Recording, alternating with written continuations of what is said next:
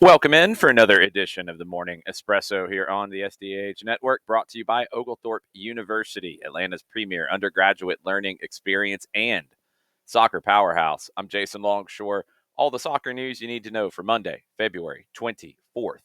I guess it's a construction or lawn work Monday, as right as I'm getting ready to start talking to you guys on the Espresso. It starts outside. So bear with me. I will try not to get too distracted by all the noise out the window. Let's talk about the weekend in Major League Soccer, and we'll start here in Atlanta. A wild night for Atlanta United on Saturday night. 3-2 win, 2 goals from Latte Lath in his debut, a banger from Edwin Mosquera that ends up being the game winner. Montreal proved to be a very difficult opponent, especially in the second half when they made a couple of changes at halftime. I thought they looked so much better in the second 45. Tom Pierce down the left, Bryce Duke coming in, made them a lot more difficult for Atlanta to deal with. Atlanta had a good start, needed more out of it to really take control of the game. By not doing that, they left the door open for Montreal to grow into it, and they did. 1 goal from a set piece, another goal from Montreal is a good one. And Atlanta gets the win, but they also get, I think, some important lessons in things that they need to do better. And I think if you listen to the full-time report on 92.9 The Game, you heard a lot of the audio from Ronnie Dyla. You heard the conversations from other players as well, Mateusz Klich. This was good. This needs to be better. And that's the next step for this team, is to not just get wins, but to control games a little bit better, to dominate games, and to be able to breathe a little more comfortably at times. The 65,000 plus at Mercedes-Benz Stadium were not breathing comfortably, and they were very loud, especially in the big moments of the game. Really happy to see all of this for game one. And look, it's a good foundation to build for future matches, which the next one is on the road Saturday afternoon in Charlotte. A very interesting game after Charlotte was able to get a point in Seattle late on Saturday night. Own goal helping Charlotte again. But Charlotte will feel pretty good about that result. They did not play Wilfred Zaha. He was left back in Charlotte. His wife is expecting. Atlanta will feel pretty good about their result, and it sets up for a really interesting game Saturday afternoon at Bank of America Stadium. Other news from around MLS, San Diego, they became the story of the weekend, their win over the LA Galaxy, and it was a dominant win. Danish designated player Anders Dreyer with 2 goals in this one. Could have had a hat trick. Chucky Lozano could have had a goal. It's pretty dominant over the LA Galaxy. Tyler Heaps, who is the general manager slash sporting director, 33 years old, the youngest one in Major League Soccer, he talked to Scott French of Soccer America in their SA Confidential series. And he said that the 5-year plan for San Diego, years 1 to 3 is establishing themselves. They want to make sure the business model is working. 4 to 5 is the transition phase, where the first wave of players from the Right to Dream Academy will be integrated into the first team. And then after that, he said it probably flips completely on its head, where ideally we become the youngest team in the league. We'll watch the evolution of San Diego over time. There were a lot of questions. I had them as well about how good they could be in year one. Mikey Veras and his crew, really, really good in game one in Los Angeles over the Galaxy with a 2-0 win. One of the most impressive performances of the weekend. San Jose had one of the most impressive performances of the weekend, 4-0 over RSL. Bruce Arena pointed out after the win that RSL rotated RSL heavy legs after playing in CONCACAF in the midweek. Bruce Arena took advantage of that, though. They set up in a 3-4-2-1. The wingbacks, one of those Cristian Espinoza, the other Jamar Ricketts, they were able to pin RSL's fullbacks back and just dominate that space with fresh legs. Espinoza was brilliant. 3 assists on the day, 5 chances created. Really good performance for the Quakes over RSL. Can they continue it? We'll be watching.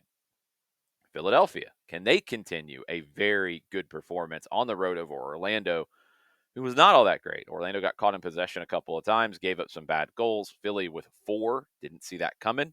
Good win for the Union. Columbus-Chicago is one of the more interesting games, and one that I'm going to sit down with and study a little bit more, as Atlanta will see both of these teams twice. Chicago started out really well. Brian Gutierrez with 2 goals. Really nice connections on the left side with Jonathan Bamba and Andrew Gutman. Columbus made adjustments, and that's what you would expect from Wilfred Nancy, and you started to see the game turn their way. Steven Moreira, a player that I've talked about a lot over the past few years with Nancy, started as a right back. Now he's a right-sided center back. He can play a lot of different positions for Columbus depending on what they need. Him getting forward, and we've seen this before, really tilted the game towards Columbus. His forays into the attacking third really started to make Chicago not be able to get forward down their left, but also then started to create opportunities. Diego Rossi, he got a header. He's the player who's really going to have to carry the offensive side of this for Columbus right now. They come back a couple of times. They get the win over Chicago. 5 goals in the first half of that one. A very entertaining opening 45.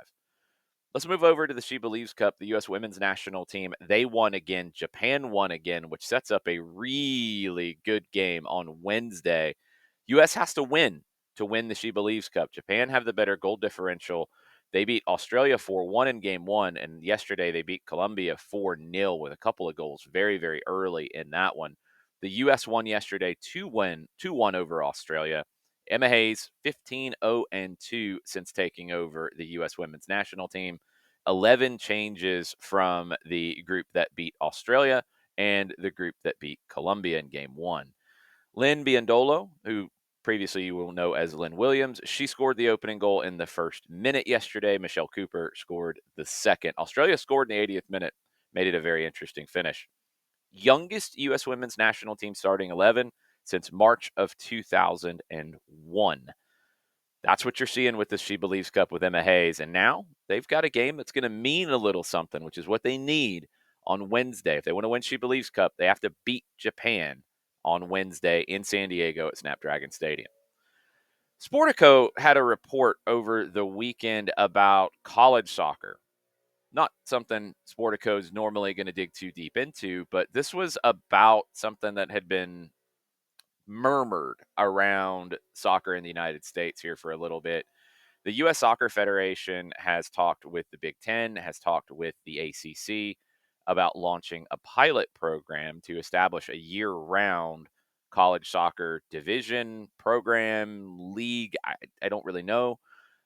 There was a group of 32 schools that were going to do a trial run that would have been a year-round model. It would have included the Big Ten. It would have included the ACC. It would have included West Virginia, Oregon State, San Diego State, South Carolina, Kentucky, UCF, 4 of those schools currently playing in the Sun Belt, along with Georgia State and Georgia Southern. That was supposed to take place this upcoming school year. It's not. So now there's a lot of conversations about what could happen in the long run. JT Batson, U.S. Soccer CEO, Secretary General, he's in his 3rd year with the Federation. Batson has been really ambitious in trying to create this type of situation for college soccer. It's going to be fascinating to see what happens here. I think what the U.S. Soccer Federation is doing, and Rusty Oglesby in the article, he's the women's head coach at Hardin-Simmons University, previous past president of the United Soccer Coaches, previously the NSCAA, which you might know. Oglesby said that Batson and Cindy Parlow-Cone, quote, working hand in hand has been the greatest change in the landscape and breadth of fresh air in United States soccer in the last 30 years. Absolutely agree. Oglesby said the Federation is finally doing what the Federation should be doing, which is worrying about the landscape of soccer in the United States and not just the national team. So college soccer is part of it. We'll see what this looks like. I think the conversation now, not rushing into something good, the conversation is good. I would like to see the women's game join along with this, but right now, the 2-semester model hasn't really gained a whole lot of traction on the women's side. It's all been on the men's side. The women's side has, on the NCAA element, they have extended the season by 2 weeks. So instead of 12 weeks, it's 14 weeks. The men's season will stay at 12 weeks. This will take effect for the 2026 season. 212 D1 men's programs, 350 women's D1 programs. A lot of opportunity. A lot of players come from these programs. U.S. Soccer getting involved and potentially overseeing a transformation in college soccer, at least at the D1 level in the United States. Really fascinating story that I think we're going to be talking a lot more about. And I'm really curious, as we talk about Oglethorpe University here on the Morning Espresso, what that looks like at the D3 level, what that looks like at the D2 level, what that looks like in the NAIA level, where the trickle downs fall, and how all of this is going to go. So many people play soccer in college, and those people go on and become administrators in the game, become fans, become professional players more and more at the various levels here in this country and abroad. Ton of opportunity. I'm happy to see some big picture conversation about making it even better. Don't rush into anything and let's see where it goes. Some international updates on the Morning Espresso as we wrap up here on a Monday. Liverpool, their win over Manchester City pretty much gives them the Premier League title, 11-point gap over Arsenal. But the Champions League qualification gets interesting across the board. The Premier League might get 5 slots, depending on country coefficients. Right now, the gap from City in 4th to Aston Villa in 8th is 2 points. The gap from 4th place City to 11th place Brentford is only 7 points. So a lot of teams in this race, especially if that 5th spot comes into play.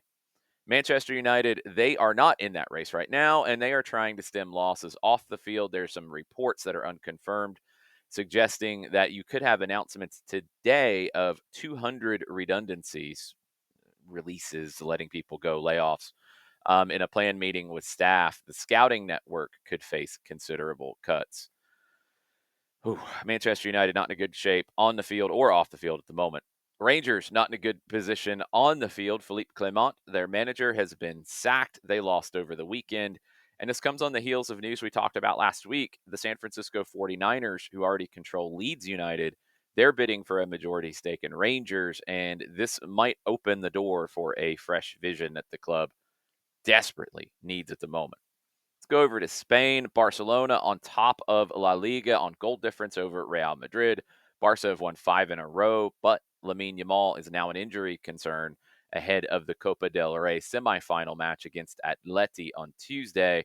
He showed pictures of a bloody foot after taking a lot of fouls against Las Palmas on the weekend. See if he plays on Tuesday. Speaking of Atleti, they're only 1 point back. 1 point separating the top 3. Let's go to Turkey. Slovenian referee Slavko Vincic. He has been appointed for the Istanbul derby between Galatasaray and Fenerbahce. 45 years old. He's been drafted in by the Turkish Federation for the game today after a request from both clubs, according to ESPN. They did not want a referee from the domestic group to referee this game. There's been a lot of talk about the state of refereeing in Turkey. Now you have someone coming in from another country. I'm sure there will still be talk about the refereeing when the game is done. Jose Mourinho is involved. Let's go to Brazil. Neymar. Fans were taunting him in the corner. They were playing in the Paulistão State League against Inter de Limeira. The fans for Inter de Limeira were taunting him. They're yelling at him. He's kind of jawing back and forth with them. He goes to take a corner, scores an Olympico like it's nothing, then shushes them right back. Neymar is having some fun in Brazil. He's playing very well as well. Santos are in very good position in the Paulistão. They have qualified for the knockout rounds. This is the state league. The national league will start in April. Oh, it's time for our weekly, sometimes daily, Foster Gillette update. Due to Foster not paying the money, Valentin Gomez, who was transferring to Udinese from Vélez, that has finally fallen through. Reached its end yesterday. Deadline for the businessman's group, Foster Gillette's group, to make the deposit of $8.5 million for Gomez to end up going to Udinese. Didn't hit the deadline. So he's going back to Vélez. He's been training in a park in Italy. Not kidding. No, really, that's been happening. Also, and that's another element of this business group that is strange and weird and trying to broker deals in different places. Well, the biggest one he was trying to broker a deal in was becoming an investor at Estudiantes, working with Juan Sebastian Veron. The deal to make this happen, it's crumbling because he's not paying anything that he said he was going to, and now it's reportedly on the verge of collapsing entirely. Veron, if this does, he might leave Argentina for the United States and get more involved with the Miami FC in the USL Championship, according to reports. His son has gone there to play. Total mess for Estudiantes, total mess across the board.